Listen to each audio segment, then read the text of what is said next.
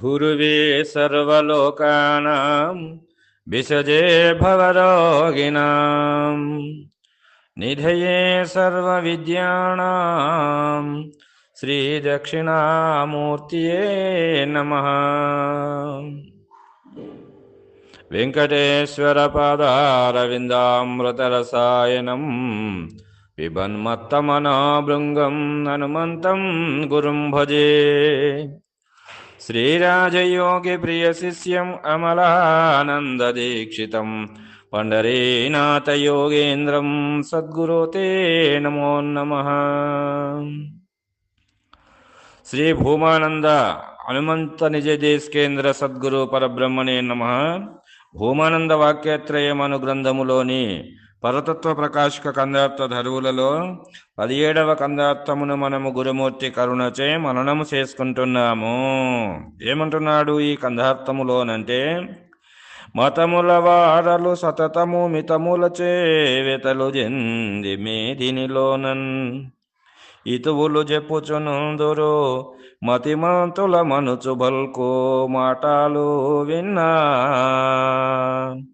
మాయా భ్రాంతి మరిదొలగాదన్నా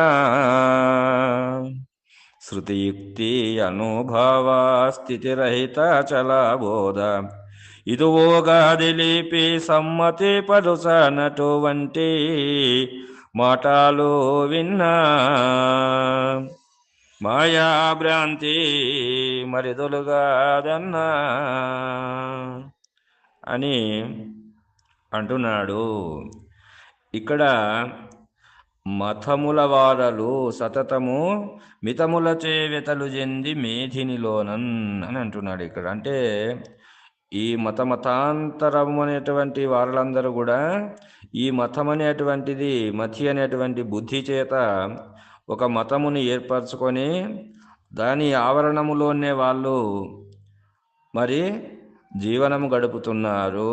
కాబట్టి ఆవరణములోనే వారి వారి బుద్ధి సమ్మతమైనటువంటి దేనైతే వాళ్ళు నిర్ధారణ చేసుకున్నారో శాస్త్రాలు, పురాణాలు, ఇతివాక్యాలు, వేదాలు లోన ఉన్నటువంటి వాటితో వాళ్ళందరూ కూడా ఒక మతం అనేటువంటిది ఏర్పరచుకొని ఆ ఆవరణం అనేటువంటి మితిలోనే వాళ్ళు మోక్షం అనుకొని భ్రమిస్తున్నారు. అదంతా కూడా భ్రాంతియే.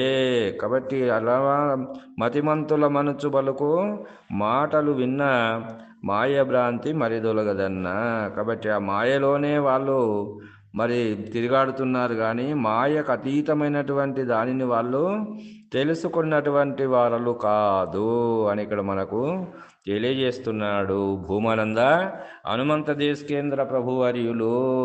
కాబట్టి ఈ మతాంతరములు ఏవైతే మతాలని నిర్ధారణ చేసుకున్నారో వాళ్ళందరూ కూడా మరి ఇక్కడ మరి మనకు భాగవత కృష్ణ ప్రభువు కూడా అన్నాడు కదా, ఏమని? మతముల వారలు తమ సమ్మతమైనటువంటి శాస్త్ర మర్యాదలచే మితమేరపరుచుకొని బహుగతులను కలయింతురు వారి అట్టి కలత నీకేమిటికి, చపలత చెందే స్థితి నీకు ఏమిటికి అని అన్నాడు కదా.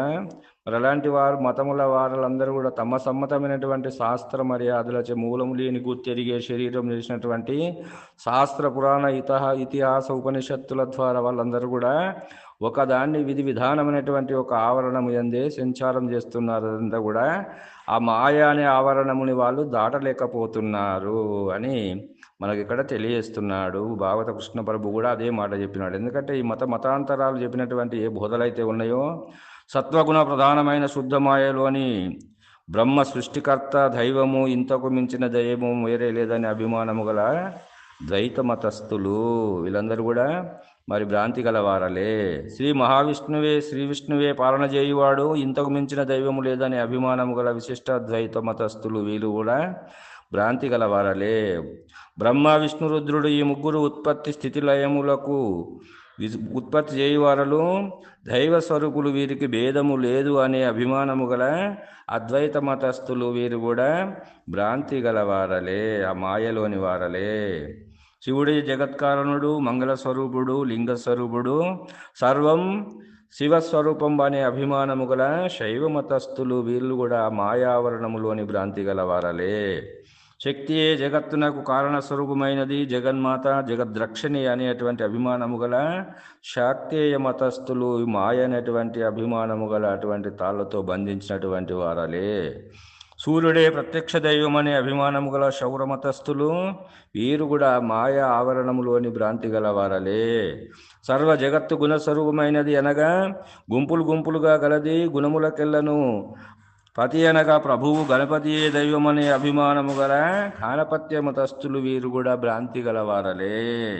పంచభూతములే దైవ స్వరూపములని పూజించే జైన మతస్థులు వీరు కూడా ఆ మాయావరణములోని భ్రాంతి గలవారలే. బుద్ధియే ప్రధానముగా భావించే బౌద్ధ మతస్థులు కూడా ఆ మాయ అనే భ్రాంతి గలవారలే. నదీనదములు ప్రాంతములు లేని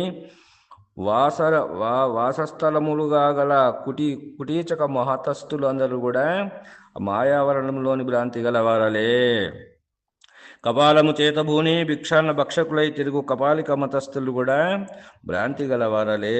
కురానులందు అభిమానము గలి దేవుడొక్కడే అని నమ్మి పై గంభర్ వాలి అను మహాత్ములను గౌరవించుచు జన్నత్ అను మోక్షమునందు అభిమానము గల మామదీయ మతస్థులంతా కూడా ఆవరణం అనేటువంటి మాయలోని భ్రాంతి గలవారలే.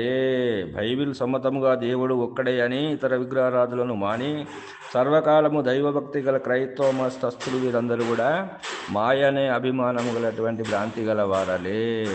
కాబట్టి ఇంకా ఏం చెప్పినాడు అని అంటే, మధ్యే వైరాగ్యే కేసరే జాగ్రత్త కర్ణికా కాయం స్వప్న లింగే సుసుప్తి పద్మత్యాగే తుర్య అని అనేటువంటి వారందరూ కూడా ప్రమాణమును అనుసరించి మనస్సు లక్ష్యము శ్వాస సహస్రారమునందు మగ్నత పరచెదరు. దీనినే అమనస్క యోగం అని అందురు, సమాధి అనియు నిర్నిద్రే అనియు అందురు, శివజీవైక్యం అనియు స్వరూప సంధానం అనియు. ఈ స్థితి కుదిరిన వారులకు జనన మరణములు లేవని అందురు. వీరందరూ శుద్ధ జ్ఞాన కాండను అనుసరించిన వారలు భ్రాంతి గల వారలే కదా. అయితే కర్మకాండను అనుసరించిన వారలు, ఉపవాసకాండను అనుసరించిన వారలు, వైరాగ్యకాండను అనుసరించిన వారలు, విద్యాకాండను అనుసరించిన వారలు, జ్ఞానకాండను అనుసరించిన వారలు, శుద్ధ జ్ఞానాన్ని అనుసరించిన వారలు అనగా ద్వైతాద్వైత విశిష్టాద్వైత శాక్తేయ గాణపత్య శైవ శౌర జైన బౌద్ధ కుటీచక కపాలిక క్రైస్తవ మహమ్మదీయ ప్రతిమార్చన మంత్రోపాసన జప తప దాన ధర్మ యజ్ఞ యాగ సంధ్యావందన సన్యాసి యతీశ్వర దండి మహాదండి హంస పరహంస అవధూత సాంఖ్య తారక ముద్ర యోగ అమనస్క ఆదిగల సాధనలయందు ప్రఖ్యాతిని గాంచిన వారలు వీరందరూ త్రిగుణాత్మకమైన మాయా బ్రహ్మమును అనుసరించిన వారలే కానీ మాయాతీతమైన పరబ్రహ్మమును గురించి ప్రయత్నించు వారలు కారు. అయితే ఋషులు మహాత్ములు పెద్దలు అనేక గ్రంథముల యందు చెప్పబడిన రీతిగా కష్టములు పడినదంతయు వృధా అయిపోయినదాయని శంక చేయవచ్చును. మంచిది వృధా ఎన్నటికీ కాదు అని చెప్తున్నాడు భూమానంద హనుమంత దేశకేంద్ర ప్రభు వర్యులు వారు. మాయాకల్పితములైన అనేక మార్గములను అనుసరించి కష్టములచే సిద్ధిని పొందిన వారు కనుక తత్ఫలములను పొందగలరు. ఎట్లనగా యజ్ఞయాగాది క్రతులచే సాలోక్య పదవియు, సాంఖ్యము చేత సామీప్య పదవియు, తారకము చేత సారూప్య పదవియు, అమనస్కము చేత సాయుధ్య పదవియు, ఇంకా వారి వారి కష్టములకు తగిన ఫలములను పొందగలరు. అనగా మంచి జన్మకు రాగలరే కానీ జనన మరణములు లేని పదవిని పొందలేరు. ఎట్లా అంటే చెప్పినట్టు కదా గీతాచార్యుడు, క్షిణే పుణ్య మధ్యలోకే విశంతి. వీళ్ళందరూ కూడా ఏ ఏ పదవులను ఆశ్రయించి ఆ లోకానికి పోయినారో అక్కడ ఆ పుణ్యము నశించగానే మళ్ళీ మధ్యలోకే విశంతి, మళ్ళీ భూమి మీదకి వచ్చి మళ్ళీ ఉపాధులని పొందవలసి మళ్ళా కర్మము చేయవలసినదే.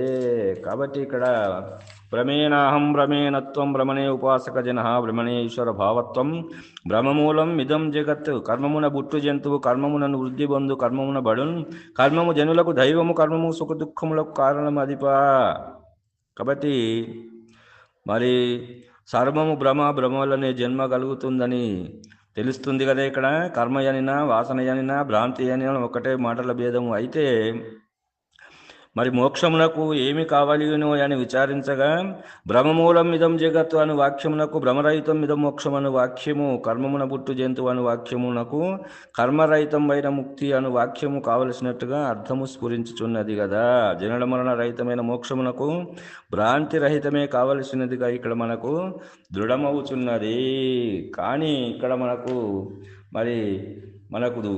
గురువుగారు ఏమని చెప్పినాడు ఇంకా అనంటే, పురుషోత్తముడని పూజలు నరులు నరించెదరు భువిని నానా చోట్లను ధర మొదలగు భూతములకు చిరుత శిశువులాడుకొనటి చేష్టల రీతిని అని చెప్పినాడు. అని అన్నప్పుడు మరి వీళ్ళందరూ కూడా ఇంకా ఈ పరమాత్మ సృష్టిలో కదా అక్కడ మానవులందరూ కూడా ఈ భ్రాంతి రహితము పద్ధతిని కోరక భ్రాంతి సహితమైనటువంటి ఈ యొక్క భ్రాంతిలోనే మునుగుచున్నారు. కాబట్టి మరి వీళ్ళందరూ కూడా మరి ఇంకా భ్రాంతి రహితమైనటువంటి వాళ్ళు ఎవరెవరని చెప్తున్నాడు. మనకు దయానంద పొన్నాల రాజయోగేంద్రుల వారు కూడా మరి మనకు బ్రహ్మాండ పంచకరణ కూడా చెప్పినాడు. ఎలా అంటే, పురుషోత్తముడని పూజలు నరులరించెదరు భువిని నానా చోట్లని అన్నాడు కదా కృష్ణ ప్రభువు. ధర అంటే ఈ భూమి మొదలుకొని, ఈ భూమి అంటే ఇక్కడ ఈ భూమి అనేటువంటిది ఈ పైన విచారించే తత్వముల యొక్క విచారణ చేయవాడు మానవుడు. కాబట్టి ఈ మానవుడు మరి ఇక్కడ ఈ మానవులలో అహంకారమే, ఈ పృథ్వీతత్వమైనటువంటి అహంకారమే ప్రధానముగా గలవారు మంత్రోపాసకులు. ఈ మానవులలో చిత్తమే జలాంశమైనటువంటి చిత్తమే ప్రధానముగా గలవారు భక్తులు. ఈ మానవులలో అగ్నితత్వమే ప్రధానముగైనటువంటి వాళ్ళు బుద్ధి గలవారు మతముల వారు. ఈ మానవులలో వాయుతత్వమైనటువంటి మనస్సే ప్రధానముగా గలవారు యోగాభ్యాసకులు. వీళ్ళందరూ కూడా భ్రాంతి స్వరూపులే కదా. ఈ మానవులో జ్ఞానమే ప్రధానముగా గలవారు తత్వ విచారకులు.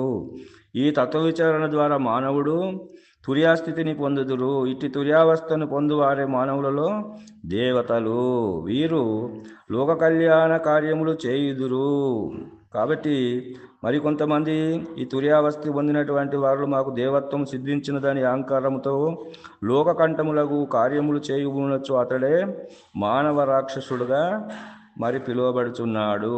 కాబట్టి ఈ మానవుడే పైన తత్వముల యొక్క తత్వ విచారణని ఆ యొక్క తుర్యావస్థని పొందక మరి ఇక్కడ ఆహార నిద్ర భయ మైదానుల కొరకై పాటుపడినట్లయితే అతడే మానవ పశువుగా పిలువబడుచున్నాడు.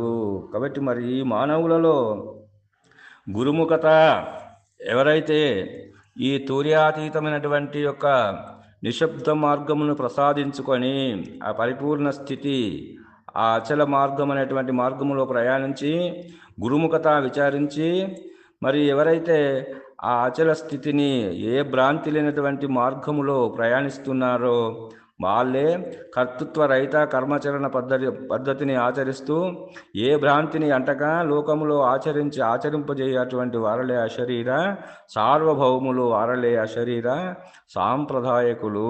కాబట్టి అలాంటి ఈ తుర్యావస్థని పొంది తుర్యాతీతమైనటువంటి నిశ్శబ్ద మార్గమైనటువంటి ఏ పరిపూర్ణ పరభాయలైతే ఉన్నదో దాన్ని దర్శించినటువంటి వారలే గురుముఖత. వారలకు ఏ భ్రాంతి మరి అంటదు, వాళ్ళు ఏ భ్రాంతికి లోను కారు. కాబట్టి వీళ్ళందరూ కూడా ఈ భ్రాంతి అనేటువంటి తాళ్ళచే బంధింపబడినటువంటి వారలు. కాబట్టి ఈ భ్రాంతి సహితము కొరకు వీళ్ళు పాటుపడినటువంటి వారలే. కాబట్టి మరి వాళ్ళకు మోక్షం అనేటువంటివి సాలోక్య సామీప్య సారుధ్య సాయుధ్య పదవులు అనేటువంటివి కావాల్సి వచ్చిన అపేక్ష. కాబట్టి ఎవరైతే గురుముఖత ఈ యొక్క మరి అచల ఈ యొక్క మరి తుర్యాతీతమైనటువంటి నిశ్శబ్ద మార్గము లోపల ఎవరైతే ప్రయాణం చేస్తారో వారికి ఈ భ్రాంతులు అనేటువంటివి లేవు అని ఇక్కడ మనకు తెలియజేస్తున్నాడు భూమానంద హనుమంత దేశకేంద్రుల ప్రభువర్యులు. కాబట్టి ఏమంటున్నాడు ఇక్కడ, కాబట్టి మరి మతముల వారులు సతతము మితముల చేవితలు చెంది మీదినిలోనని హితువులు చెప్పుచునందరు మతిమంతుల మనుచు బలుకు మాటలు విన్నా మాయభ్రాంతి మరిదొలగదన్నా. వీళ్ళందరూ కూడా మాయ అనేటువంటి భ్రాంతి అనేటువంటి తాళ్లచే బంధింపబడినారు. వారి మాటలు వింటే ఈ మాయ తొలగదు. శృతియుక్తి అనుభవ స్థితి రహిత అచల బోధ హితువుగా తెలిపి సమ్మతి పరచినటువంటి వారలే అచల ఋషులు. వాళ్ళే ఆ యొక్క తుర్యాతీతమును ప్రతిపాదించుకున్నటువంటి నిశ్శబ్ద మార్గములో ప్రయాణించే అశరీర సార్వభౌములే అచల ఋషులు. వారు సమ్మతి పరిచి ఈ మాయ అతీతమైనటువంటి మార్గములో ప్రయాణింపజేసేటువంటి వారలే అచల ఋషులు. కానీ ఇతరులు వారి మాటలు విన్నా ఈ మాయ భ్రాంతి దొలగదు అని ఇక్కడ మనకు భూమానంద హనుమంత దేశికేంద్ర ప్రభువర్యులు ఈ కందార్థము యందు మరి అందుకొరకే మరి శృతియుక్త అనుభవ స్థితి రహిత అచల బోధ ఇతువుగా తెలిపి సమ్మతిపరచనటువంటి మాటలు విన్న మాయభ్రాంతి మరి దొలగదన్నా. కాబట్టి ఇలాంటి భ్రాంతులలో చిక్కక గురుముఖత నీవు ఉన్న పరిపూర్ణమును దర్శించి లేని ఎరుక లేనిదని కర్తృత్వరహిత కర్మాచరణ పద్ధతిగా ఆచరించే వారలే అశరీర మార్గంలో ప్రయాణించేటువంటి సాంప్రదాయకులని ఈ కందార్థంలో తెలియజేస్తున్నాడని తెలియజేస్తూ ఇంతటితో ఈ కందార్థ భావాన్ని ముగిస్తున్నాను. జై బలో సద్గురు ప్రభు మహారాజుకు జై. సర్వం సద్గురార్పణం.